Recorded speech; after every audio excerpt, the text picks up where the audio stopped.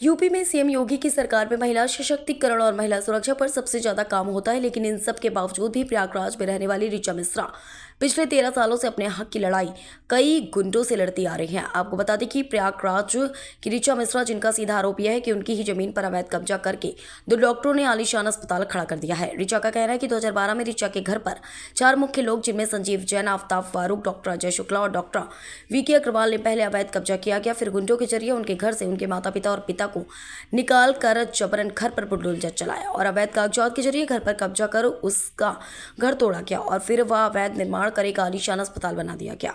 ऋचा का यह भी आरोप है कि उन्होंने जब पुलिस से मदद मांगी तब पुलिस प्रशासन ने भी अपना मुंह फेर लिया।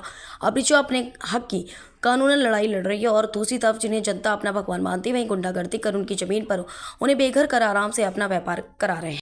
नमस्ते गाइस, मेरा नाम ऋचा मिश्रा है। मैं प्रयागराज से हूँ और ये कहानी मुझे आप सब तक पहुँचानी बहुत ज़रूरी है क्योंकि ये मेरे अपनी खुद की ननिहाल एंसेस्ट्रल साइट की प्रॉपर्टी की कहानी है, जहाँ मैं बचपन से ही रहती थी और किस प्रकार से मेरी नानी एक इन्वॉल्व थी यूएस में जो रहती थी।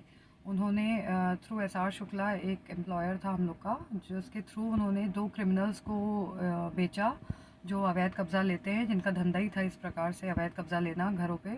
और जिनका नाम था संजीव जैन, बिल्डर के नाम पे गुंडा, दूसरा फारूक मोहम्मद खालिद और आफ्ताब फारूक।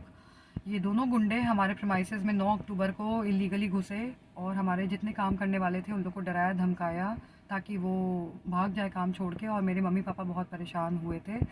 जब मेरे डैड गए कंप्लेन लिखवाने तो उन्होंने वहाँ पे जो एसओ महेंद्र वर्मा करके था जॉर्ज टाउन थाने का, उसने एफआईआर दर्ज नहीं किया।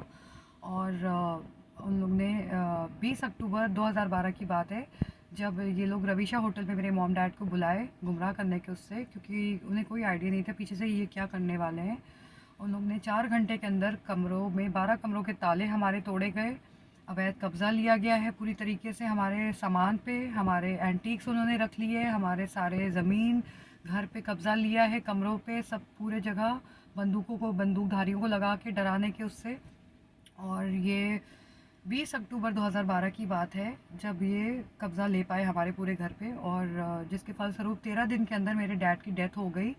और उसके बाद भी एफआईआर हुआ लेकिन कोई एक्शन नहीं लिया गया टिल डेट। हमारे इंडियन सिस्टम, कानून सब करप्टेड, पुलिस सिस्टम करप्टेड 2012 से ही। और इसमें सिर्फ 2 पुलिस ऑफिसर्स अच्छे थे, एसपी क्राइम अरुण पांडे जी और एडीजी प्रेम प्रकाश सर, वो अच्छे थे। यही 2 पुलिस ऑफिसर्स अच्छे थे जिन्होंने हेल्प किया है। बट उनको भी काफ़ी प्रेशर था पॉलिटिशियंस और ये जो भी पावर ऑफ मनी का मिसयूज़ कर रहे हैं। इसमें तीसरा पार्टी भी इन्वॉल्व हुआ, डॉक्टर वीके अग्रवाल, वो तीसरा गुंडा डॉक्टर के भेस में, उसने भी अवैध कब्ज़ा पूरी तरीके से लीगल एक्टिविटीज़ की हमारे प्रेमाइसेस में। हमने बहुत पुलिस कंप्लेंट्स किए, सब किए, लेकिन एज़ यूजुअल कोई एक्शन लिया नहीं जाता था। और चौथा उसके बाद इसमें अब डॉक्टर अजय शुक्ला शांति विलास चला रहे हैं गैर कानूनी तरीके से। और टिल डेट आज मैं मॉम डैड सबको खो चुकी हूँ, कोई एक्शन नहीं लिया गया। I am still fighting the case, so I please need help. And अगर कल को मेरे जान को कोई खतरा हुआ तो ये सब इन्वॉल्व रहेंगे। Thank you.